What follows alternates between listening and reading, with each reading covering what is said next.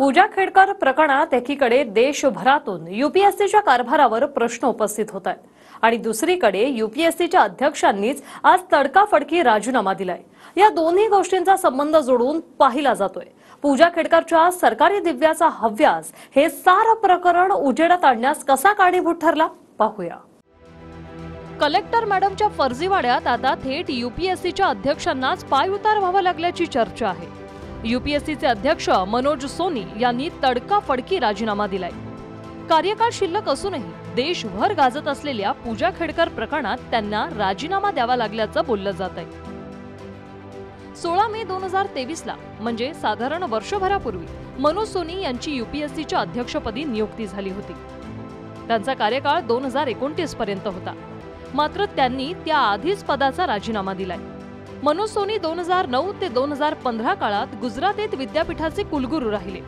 2017 साली केंद्रीय लोकसेवा आयोगाच्या घटनात्मक मंडळाचे सदस्य बनले होते।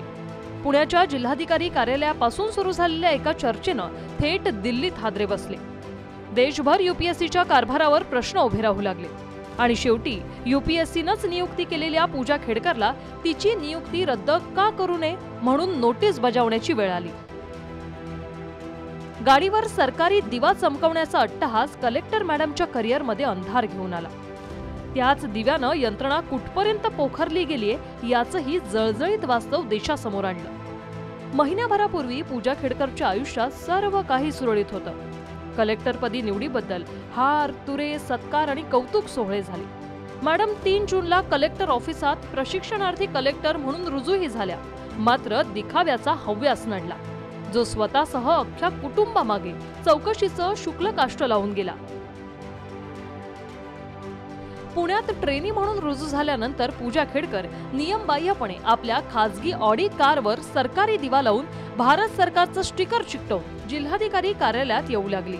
जिल्हाधिकारी कार्यालयाबाहेर मुख्य जिल्हाधिकाऱ्यांची सियाट, अप्पर जिल्हाधिकाऱ्यांची इटिओसला प्रशिक्षणार्थी जिल्हाधिकारी पूजा खेडकरची गाडी फिक्क पाडत असल्यानं नवीन कोण मोठा अधिकारी आलाय म्हणून पुणे कलेक्टर कार्यालयात चर्चा सुरू झाल्या। यानंतरच्या काही दिवसात पूजा खेडकरनं जिल्हाधिकाऱ्यांकडे सरकारी वाहन, सरकारी निवासस्थान, स्वतःचं सरकारी दालन आणि शिपायाची मागणी केली। मागण्या नियमात बसत नसल्यानं आधी नकार दिला गेला। नंतर मुख्य जिल्हाधिकाऱ्यांच्या गैरहजेरीतच पूजा खेडकरनं अप्पर जिल्हाधिकाऱ्यांच्या कॅबिनची रचना बदलून स्वतःच्या नावाची पाटी लावली। तिथूनच पूजाची उलटी गिनती सुरू झाली। थेट पूजाच्या यूपीएससी परीक्षेवर संशय बळावणारे मुद्दे पुढे आले। सनदी अधिकारी राहिलेल्या वडिलांचं वार्षिक उत्पन्न 43 लाख, एकूण संपत्ती 40 कोटी, तरीही मुलगी पूजा खेडकर ओबीसी नॉन क्रिमिलियर म्हणजे वर्षाला 8 लाखांहून कमी उत्पन्न गटातून कलेक्टर झाली। नाव बदलून अनेकदा परीक्षा दिल्या गेल्या। कधी पूजा दिलीप खेडकर म्हणून परीक्षा दिली, कधी पूजा मनोरमा खेडकर म्हणून, तर कधी पूजा मनोरमा दिलीपराव खेडकर म्हणून। वडिलांचं उत्पन्न गृहीत धरू नये म्हणून आई वडील विभक्त झाल्याचंही पूजानं मुलाखतीत सांगितलं। मुळात स्वतः पूजाच्या नावे 15 ते 17 कोटींची संपत्ती आहे। पुण्यासह विविध ठिकाणी फ्लॅट्स आहेत, तरी कागदपत्रांमध्ये पूजानं स्वतःला ओबीसी कोट्यात बसवून घेतलं। ओबीसी कोट्याच्या आरक्षणाबरोबरच कमी दृष्टी आणि मानसिक आजारांनी पछाडलेलं असल्याचं सर्टिफिकेट यूपीएससीला दाखवलं गेलं। आज या सर्व मुद्द्यांमागे चौकशी लागली।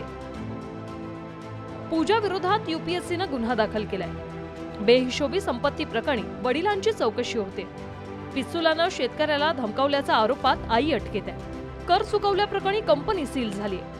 दिव्यांग सर्टिफिकेट देणाऱ्या डॉक्टरांवर टांगती तलवार आहे।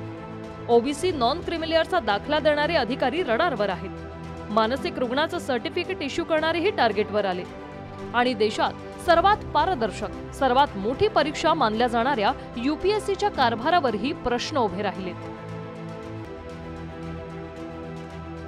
प्रश्न एकट्या पूजावरच्या कारवाईवर थांबलेला नाही, तर सर्टिफिकेट्स यूपीएससीला अमान्य असूनही त्याच यूपीएससीतून पूजा उत्तीर्ण कशी होते, तिची नियुक्ती कशी काय केली जाते, नेमका आताच यूपीएससीचे अध्यक्ष राजीनामा कसा काय देतात, या साऱ्या प्रश्नांची उकल गरजेची आहे। साध्या एका तलाठी परीक्षेवरही जितके प्रश्न उभे राहत नाही तितके प्रश्न यूपीएससीला विचारले जातात। तुर्तासच्या कलेक्टर पदाच्या थाटमाट म्हणून पूजानं सरकारी दिव्याचा हव्यास धरला होता, त्याच हव्यासापायी पूजाच्या पदाबरोबरच UPSCची प्रतिष्ठाही धोक्यात आहे। अभिजित पोतेसह दत्ता कनवटे, TV9 मराठी, संभाजीनगर।